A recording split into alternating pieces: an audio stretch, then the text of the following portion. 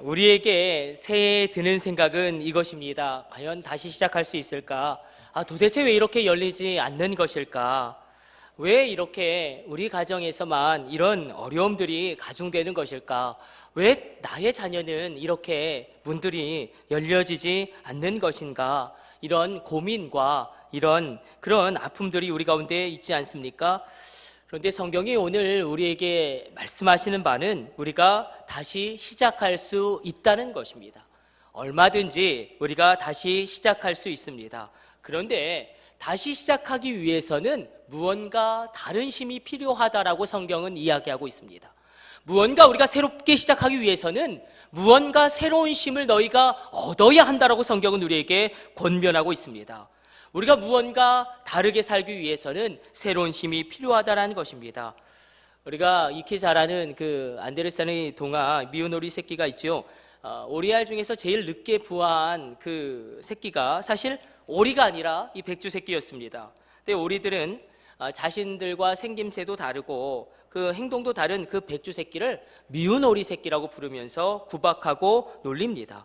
그리고 그 백주 새끼도 정말 자기가 미운 오리 새끼인 줄로 그렇게 착각하고 그런 따돌림과 차별을 당하는 것을 그냥 당연시하고 받아들입니다.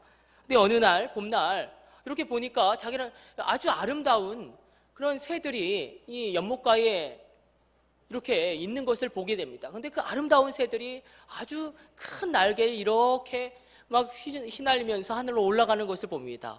그때 자기가 깨닫죠. 내가 오리가 아니라 백조구나. 그리고 그것을 바라보더니 그 날개죽지의 힘을 얻자마자 아주 힘차게 하늘로 날아 올라갑니다. 그리고 그제서야 자신이 비로소 아름다운 백조였음을 깨닫게 됩니다.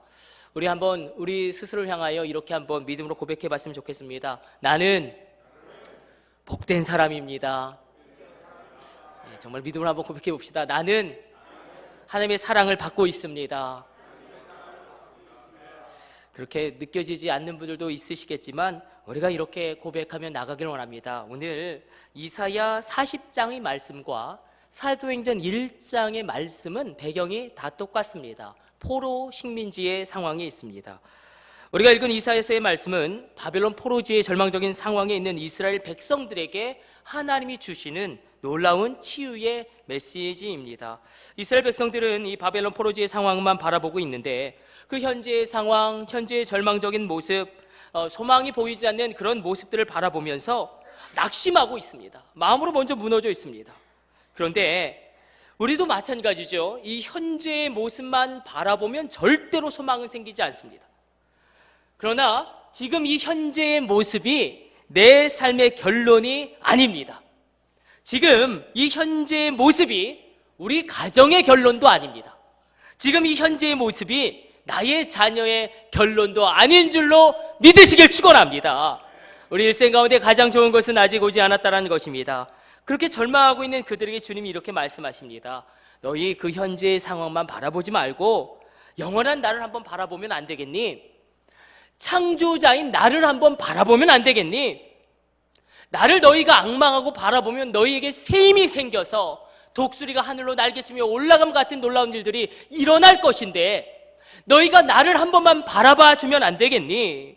그렇게 말씀하십니다. 자, 지금 현재의 상황은 결론이 아닙니다. 이건 과정일 뿐입니다. 이건 그야말로 과정입니다. 이 과정을 넘어서고 우리가 분명히 하나님이 섭리하신 그 놀라운 뜻에 도달하게 될 것입니다. 그래서 말씀하시는 거예요. 너희가 나를 한번 바라보면, 너희가 나를 앙망하면 너희의 축적인 날개가 힘을 얻어서 이 독수리가 하늘로 비상함같이 너희 일생도 비상하게 될 것이다. 너희가 이 땅 가운데 살 수 있는 최고의 인생을 너희가 살 수 있게 될 것이다. 주님이 이렇게 말씀하십니다. 오늘 우리가 이사야 40장 30절 31절 말씀 잘 들어보십시오. 소년이라도 피곤하며 곤비하며 장정이라도 넘어지며 쓰러지되. 우리도 지금 너무 피곤하죠. 너무나 곤비하고 그리고 넘어져서 쓰러져서 일어나고 싶지도 않습니다. 그런데 주님이 말씀하십니다. 오직 여호와를 앙망하는 자는 새 힘을 얻으리니 독수리가 날개치며 올라가면 같을 것이요 다른 박질하여도 곤비치 아니하겠고 걸어가도 피곤하지 아니하리로다. 그런데 오늘 본문에서 이야기하고 있는 이 새 힘이 굉장히 중요합니다. 이 새 힘은 어떤 새 힘이냐면 이전에는 내가 체험해 보지 못했던 새 힘입니다. 본질적으로 질적으로 차이가 있는 새 힘, 이 새 힘을 너희가 얻을 것이다. 너희가 이전에는 얻지 못했던 그 새로운 힘을, 너희가 이전에는 경험하지 못했던 그 새로운 힘을, 너희가 예전에는 느끼지 못했던 그 새로운 힘을 너희가 체험하고 느끼고 그 힘으로 말미암아 너희 날개가 힘을 얻어 독수리와 같이 하늘로 비상할 것이다 말씀하고 있습니다. 리빙스턴이 이 말씀을 평생 붙잡고 이렇게 기도했습니다. 주여 나로 올라가게 하옵소서, 주여 나로 달려가게 하옵소서. 그렇게 이 말씀을 붙잡고 아프리카 선교라는 귀한 선교를 감당합니다. 어떤 신학자는 새 힘을 주신다, 이것을 이 시브리어 고대의 전승들을 연구하면서 이 표현이 나올 때마다 그 유대인 랍비들이 어떻게 주석했는지를 잘 분석을 했는데, 이것을 어떻게 유대인들은 주석했냐면 이렇게 주석했다고 합니다. 하나님 자신을 주신다. 여러분, 하나님 자신이 우리에게, 그렇게 하나님 자신을 우리에게 주시면 정말 놀라운 선물이지 않겠습니까? 새 힘을 주신다는 이 말씀을 하나님 자신을 주신다라고 유대인들이 이렇게 해석했음을 조지 신학자가 이렇게 해석하는 것을 보았습니다. 우리는 실패할 수 있죠. 우리는 수만 번이라도 실패합니다. 그러나 하나님은 단 한 번도 실패하지 아니하십니다. 우리는 물론 실수할 수 있겠죠. 그러나 하나님은 절대로 실수하지 않습니다. 우리는 지칠 수 있습니다. 쓰러질 수 있습니다. 그러나 하나님은 지치지 아니하십니다. 아니, 오히려 하나님은 우리가 실패하면 우리를 일으켜 세우시고, 우리가 실수하면 그것을 고치시는 분이 바로 저와 여러분의 아버지이심을 기뻐하시기를 축복합니다.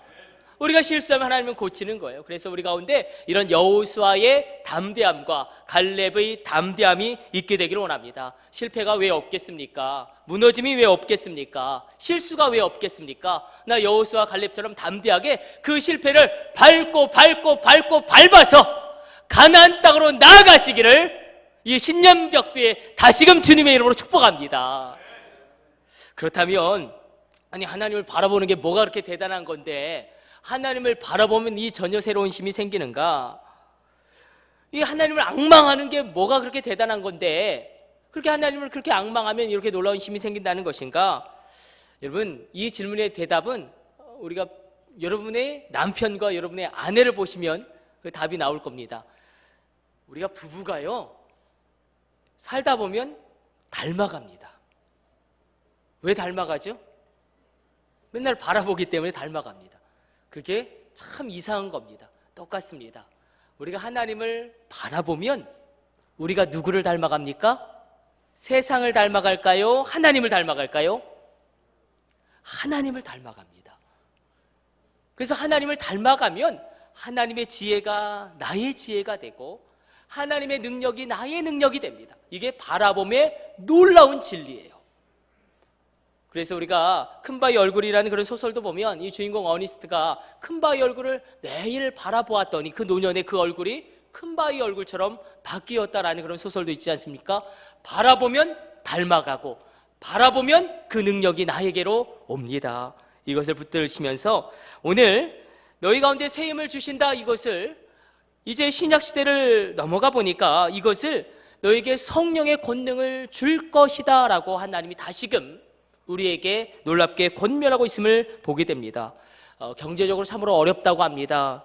그리고 우리나라가 물론 평창에 북한이 참가해서 한 고비는 넘긴 것 같지만 이게 전형적인 북한의 벼랑 끝 전술입니다. 그렇게 참가하고요, 이제 전 세계를 대상으로 우리는 핵을 보유한 국가다, 핵 보유국의 지위를 아마 북한은 얻어낼 것입니다. 아주 북한의 외교는 아주 정말 혀를 찰 정도로 대단한 것 같아요. 아주 외교에 있어서는 우리나라는 절대 못 따라가는 것 같습니다. 그 외교 협상과 그 전술과 전략. 그래서 우리는 그래도 다행이지만 평창 올림픽도 잘 돼야 되는데, 근데 그 이후에 여러 가지 또 우리나라가 처한 상황이 또 이게 굉장히 어려운 상황이잖아요. 북한을 지원하면 우리가 유엔에서 결의한 북한 제재법을 어기게 되는 이상한 그런 상황 가운데 놓여지게 되는데, 그래서 여러분, 우리 민족을 위해서 기도해야 할 때인 줄로 믿습니다.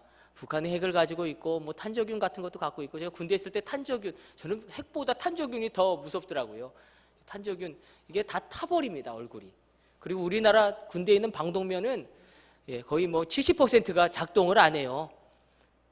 이러면 또 제가 잘못 말하는 것이, 10년 전에는 그랬어요. 제가 군대 생활할 10년 전에는 10년 전에 아니라 20년 전에는 그랬어요. 그래서 우리가 나라 민족을 위해서 기도해야 할 때인 줄로 믿습니다. 그래서 제자들도 우리나라와 같은 그런, 제자들도 지금 이 로마 식민지 치하에서 예수님에게 이렇게 질문하거든요. 우리 한번 사도행전 1장 6절의 질문, 제자들이 정말 어떤 마음을 가지고 이런 질문을 했는가. 로마에 압제당하고 있었고 그런 상황 가운데 이들이 어떤 마음으로 질문했는지를 한번 생각하면서 한번 우리 사도행전 1장 6절 말씀 읽어보도록 하겠습니다. 우리 같이 합독합니다. 그들이 모였을 때에 예수께 여쭈어 이르되 주께서 이스라엘 나라를 회복하심이 이때이니까 하니. 우리의 질문도 이것이 아니겠습니까? 정말 주님, 우리나라가 통일될 때가 이때입니까? 우리나라가 정말 회복될 때가 이때입니까? 우리나라가 정말 안정될 때가 이때입니까? 우리나라가 다시금 경제적으로 발전할 때가 이때입니까? 우리도 36년 동안 일제의 식민 지배를 경험했습니다. 뭐 이스라엘도 여러 나라의 식민 지배를 받고 있는 상황이었습니다. 일단 바벨론 70년, 그리고 페르시아 식민지 생활, 애굽의 식민지 생활, 그리고 지금은 로마 제국의 식민지로 전락했습니다. 그런데 예수님이 부활하셔서 놀라운 일들을 행하시고 부활하기 전과는 전혀 다른 차원의 사역을 하시는 거예요. 부활하기 이전보다 더 강력한 사역을 하시니까 제자들에게, 야, 드디어 이 민족을 구원할 지도자가 나타났다. 정말 이제 예수님이 세계 정부를 예루살렘에 세우시고 다윗의 왕국을 견고하게 하실 것 같다. 그런 막 마음이 일어나는 것입니다. 그래서 그들이 질문하죠. 주님, 이제 이 나라를 회복하시렵니까? 세계 정부를 예루살렘에 세우시고 다윗의 왕국을 이제 재건하실 때가 과연 이때입니까? 우리가 로마 제국을 다 물리치고 정말로 하나님의 이런 제사장 나라로 우뚝 설 때가 정말 이때입니까? 아주 놀라운 희망과 소망에 차서 질문을 합니다. 우리나라도 지금 뭐 청년 실업률이 100만 명이 넘어서 이 실업률이 너무나 큰 문제인데, 그래서 우리도 그렇게 기도하지 않습니까? 주님, 우리 자녀가 일어날 때가 정말 언제입니까? 우리 자녀가 정말 회복될 때가 언제입니까? 우리 가정 정말 언제 회복될까요? 이런 기도의 제목을 우리도 갖고 있지 않습니까? 이렇게 간절히 기도하시는 분들이 우리 가운데 많이 있을 것입니다. 근데 오늘 본문을 읽어보면 예수님의 대답이 우리의 기대와는, 제자들의 기대와는 전혀 다른 아주 역설적인, 아주 충격적인 대답을 하십니다. 우리 한번 사도행전 1장 7절과 8절 말씀 우리 같이 읽어보도록 하겠습니다. 우리 집중해서 합독합니다. 이르시되 때와 시기는 아버지께서 자기의 권한에 두셨으니 너희가 알 바 아니요 오직 성령이 너희에게 임하시면 너희가 권능을 받고 예루살렘과 온 유대와 사마리아와 땅끝까지 이르러 내 증인이 되리라 하시니라. 주님이 지금 뭐라고 말씀하시냐면 때와 시기는 아버지의 권한 아래 있다. 너희가 알 바 아니다. 중요한 것은 이것이다. 오직 성령이 너희에게 임하시면, 오직 성령이 너희에게 임하시면 너희가 회복시켜라. 처음 제자들의 질문이 무엇입니까? 주께서 회복시키실 것이죠? 그런데 주님은 아니다. 바로 너희가 회복시켜라. 그렇게 말씀하시더니 9절로 하늘로 올라가십니다. 9절 말씀도 우리 같이 한번 읽어보도록 하겠습니다. 이 말씀을 마치시고 그들이 보는데 올려져 가시니 구름이 그를 가리어 보이지 않게 되더라. 뭐라고 말씀하시냐면 너희가 해야 한다. 내가 이제 너희에게 맡긴다. 그렇게 말씀하시더니 하늘로 승천하십니다. 그러니까 너무너무나 상심한 제자들이 너무나 상심해서 하늘을 정말 뚫어져라 쳐다보고 있습니다. 하늘을 뚫어져라 쳐다보고 있는데 그때 천사들이 그들에게 나타나서 또 뭐라고 이야기하냐면, 우리 10절과 11절 말씀도 한번 같이 읽어보도록 하겠습니다. 천사들이 뭐라고 이야기할까요? 10절 11절 같이 합독합니다.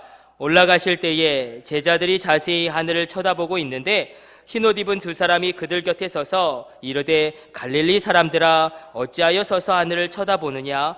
너희 가운데서 하늘로 올려지시니 예수는 하늘로 가심을 본 그대로 오시리라 하였느니라.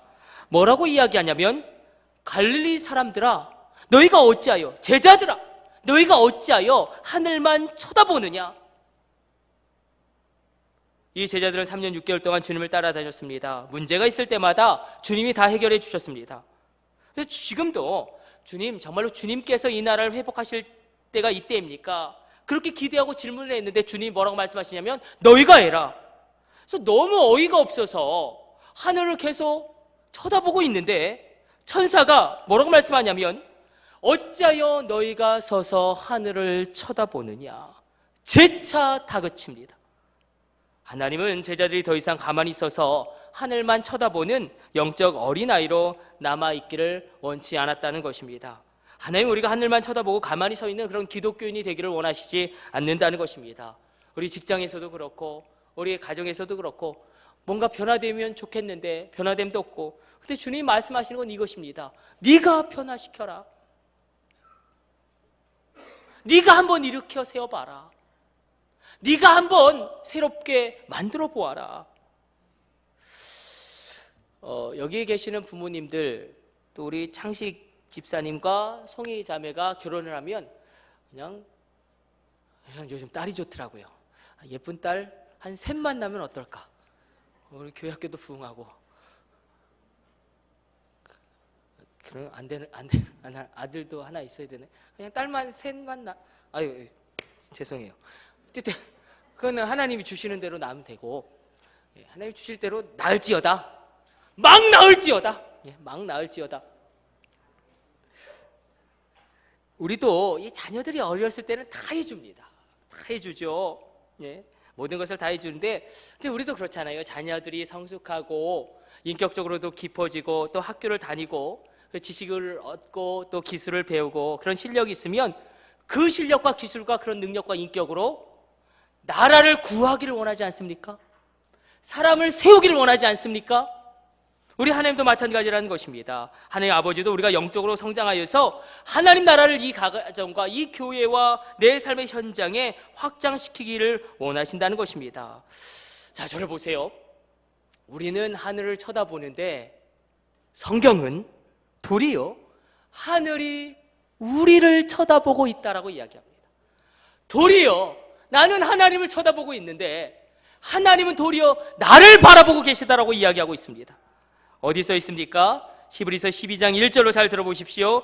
이러므로 우리에게 구름같이 둘러싼 허다한 증인들이 있으니 모든 무거운 것과 얽매이기 쉬운 죄를 벗어버리고 인내로서 우리 앞에 당한 경주를 하며, 그 수많은 증인들이 우리를 바라보고 있다는 것입니다.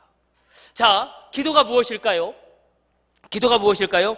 기도하면 하나님은 하나님이 하실 일을 하실 줄로 믿습니다. 그러나 우리가 기도한 후에는 이 기도에는 어떤 힘과 능력이 있냐면 우리가 기도를 통해서 하늘의 힘과 지혜를 얻어서 우리가 해야 할 일을 할 힘을 얻는 것입니다. 우리가 하늘을 쳐다보는 것이 아니라 하늘이 우리를 쳐다보고, 그래서 하늘이 우리를 돕고 하나님이 우리의 삶에 개입하기를. 여러분, 이 순서가 다른 거예요.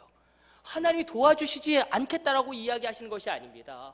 내가 너희 가정 가운데, 너희 자녀 가운데 역사하지 않겠다라는 것이 아닙니다. 순서예요. 우리가 하늘을 쳐다보는 게 아니라 하늘이 우리를 쳐다보고 있습니다. 우리는 하늘만 쳐다보는 그런 영적 어린아이가 아닙니다. 이 하늘이 우리를 쳐다보는 영적 아비, 영적 어미가 되시기를 주님의 이름으로 다시금 축원합니다. 하나님이 우리를 왜 창조하셨는가? 하나님이 우리에게 창조 명령을 주시죠. 창세기 1장 28절로 하나님이 그들에게 복을 주시며 하나님이 그들에게 이르시되 생육하고 번성하여 땅에 충만하라. 땅을 정복하라. 바다의 물고기와 하늘의 새와 땅에 움직이는 모든 생물을 다스리라 하시니라. 이것을 우리가 통치 명령, 문화 명령이라고 이야기합니다. 뭐 막 자연을 훼손하고 막 독재하라는 이것이 아니라 선한 영향력을 펼치라는 것입니다. 근데 저도 그렇고 우리들 가운데는 이 교회를 다닌 연수는 오래되지만 우리가 전혀 선한 영향력을 끼치지 못할 때도 많이 있습니다. 가만히 앉아 있기만 한다면 우리가 세상 사람들과 다른 차이가 전혀 없을 것입니다. 그래서 사도행전이 있는 거예요. 자, 사복음서는 마태, 마가, 누가, 요한복음은 예수님이 다 해주십니다. 문제가 일어나면 예수님이 다 해결해 주세요. 병든 사람도 예수님이 다 고쳐주십니다. 궁핍한 문제가 있으면 예수님이 다 해결해 주세요. 제자들은 그저 그 필요를 주님께 구하기만 하면 됩니다. 주님이 다 가르쳐 주시고 또 실수하면 다 도와주십니다. 그런데 이 사도행전은 틀려요. 이제는 너희가 해라. 너에게 이 감당할 힘을 내가 너에게 주겠다. 그래서 사도행전은 예수님이 주시는 능력을 받은 성도들이 선교하고 전도하고 그야말로 액션, 이 액션이죠. 뭔가 하나님 나라를 위해서 교회를 세우고 무언가 하나님 나라를 위해서 역동적으로 움직이는 이 움직임. 그래서 사도행전을 영어로 액트라고 이야기합니다. 움직인다는 거예요. 액션이 있다는 거예요. 우리 믿음 생활 가운데, 우리 신앙 생활 가운데 액션이 있어야 하지 않겠습니까? 액션이 중요하다라는 거예요. 이제는 우리가 사도행전으로 나아가서 이 사도행전에서 이제 정말로 순교까지도 감당할 수 있는 요한계시록의 그런 믿음의 사람들로 우리가 세워지기를 하나님은 바라고 있다는 것입니다. 그렇다면 하늘로 올라가신 예수님은 그냥 가만히 우리를 나몰라라 내버려 두시고 계신가? 그렇지 않습니다. 바로 하나님이, 예수님이 뭐라고 말씀하시냐면 언제나 대안을 말씀하시죠. 세상은 너무나 악하잖아요. 세상은 너무나 강합니다. 세상은 우리보다 몇만 배는 지혜롭습니다. 우리가 세상을 어떻게 이깁니까? 우리가 그 세상의 그런 유혹들을 어떻게 이깁니까? 그래서 주님이 약속하십니다. 무엇이라고 말씀하시냐면 8절로, 우리 8절 말씀 우리 읽고 우리 다시 한번 우리 말씀 정리해 보기를 원합니다. 8절 말씀 같이 합독합니다. 오직 성령이 너희에게 임하시면 너희가 권능을 받고 예루살렘과 온 유대와 사마리아 땅끝까지 이르러 내 증인이 되리라. 성령의 권능이 있다. 근데 이 권능, 디나미스라는 이 권능, 다이너마이트의 어원, 폭탄의 어원이 된 이 디나미스 권능이라는 이 헬라어 의미는 두 가지 의미가 있어요. 여러분 반드시 이 성령의 권능을 받으셔야 합니다. 저도 받아야 되고 여러분도 받으셔야 합니다. 그래야 우리가 세상을 이길 수 있고 그래야 우리가 이 믿음의 길을 끝까지 달려갈 수 있습니다. 이 권능이 무엇이냐, 이 성령의 권능이 무엇이냐, 두 가지예요. 꼭 기억하세요. 다른 건 몰라도 오늘 이것만큼은 세상 없어도 기억하셔야 합니다. 이 권능이 무엇이냐면 하나님과 친밀해지는 능력입니다. 이게 첫 번째예요. 하나님과 친밀해지는 능력. 또 한 가지는 나의 직업과 사명을 잘 감당할 수 있게 하는 역량. 하나님 우리 하나를 창조하실 때 다양하게 창조하셨죠. 어떤 분은 뭐 장사하는 것에 탁월한 분으로, 또 어떤 분은 가르치는 데 탁월한 분으로, 또 어떤 분은 예술적으로, 또 그것을 잘할 수 있는 능력을 우리에게 주셨습니다. 그런데 그것만으로는 안 된다는 거예요. 그런 달란트만으로는 안 된다는 거예요. 성령의 권능이 있어야 한다는 것입니다. 성령의 권능, 하나님과 친밀해지는 능력, 하나님이 내게 주신 그 직업과 이 내게 주신 사명을, 우리에게 다 사명이 있지 않습니까? 장로의 직임이 있고 권사의 직임이 있고 또 집사님의 직임이 있고, 이 하나님이 내게 주신 사명을 잘 감당할 수 있는 역량, 우리가 정말 세상에서 이 직업을 잘 감당할 수 있는 이 역량, 그래서 우리가 이것을 간과함으로 나가기를 원합니다. 자, 그렇다면 이 권능이 내 삶에 아직도 나타나고 있지 않는 것 같다라고 우리 가운데 그런 질문이 든다면 이 권능이 언제 마침내 발휘되어지는가? 우리가 읽지는 않았지만 우리 1장 4절 말씀 읽고 말씀 우리가 마지막으로 정리하도록 하겠습니다. 1장 4절 말씀 마지막으로 읽어보도록 하겠습니다. 이 성령의 권능이 어떻게 발휘되는가? 자, 4절 말씀 같이 합독합니다. 사도와 함께 모이사 그들에게 분부하여 이르시되 예루살렘을 떠나지 말고 내게서 들은 바 아버지께서 약속하신 것을 기다리라. 자, 보세요. 꼭 기억하셔야 합니다. 여기서의 기다림은 무기력한 손놓음이 아닙니다. 그냥 주저앉아서 한탄하고 기다리는 것이 아니라 이 기다림은 무엇이냐면 기도로 채우는 기다림이에요. 기도하면서 기다리는 기다림이에요. 그리고 이것은 준비하면서 기다리는 기다림이에요. 여러분, 우리로 기도하면서 기다리는 기다림, 우리가 무언가 준비하면서 준비하는 이런 기다림이 우리 가운데 있어야 한다는 것입니다. 우리 가운데는 반드시 이른 비와 늦은 비의 드라이 시즌이 있습니다. 반드시 있어요. 성경에 나와 있지 않습니까? 이른 비와 늦은 비가 있는데 그 사이에 드라이 시즌, 돈줄도 마르고 내 마음도 그냥 다 말라 비틀어지고 기쁨도 마르고 몸도 마르고 영도 말라 비틀어버리고 은혜도 말라버리는 그런 드라이 시즌이 있습니다. 그때 기도로 기다리시기를 축원합니다. 기도로 그 늦은 비를 기다리시면서 기도로 그 시간을 채우시고 뭔가 성령님이 감동하시는 그 준비케 하심으로 그 기간을 준비하며 그 늦은 비를 기다리시기를 다시금 축복합니다. 그래서 우리가 드디어 이 놀라운 권능을 얻게 되는데, 그런데 그 사이에 반드시 하나 처리되어져야 할 것이 있습니다. 그게 무엇이냐면 나의 옛사람입니다. 나의 죄입니다. 이게 처리되어져야 돼요. 우리 다시 한번 믿음으로 다시 한번 고백해 봅시다. 자기 이름을 넣어서 이렇게 고백하는 거예요. 나 전병이는 죽었습니다. 우리 한번 같이 고백해 봅시다. 나 전병이는 죽었습니다. 여러분들은 전병이라고 하면 안 되죠. 다시 자기 이름 넣어서 나 전병이는 죽었습니다. 이걸 의지적으로 고백하시고 나의 옛사람이 이미 십자가에 못 박혀 죽었음을 믿음으로 받아들이시고 그때에 우리 가운데 정말로 옛사람이 죽어지는 은혜의 역사가 일어나게 될 줄로 믿습니다.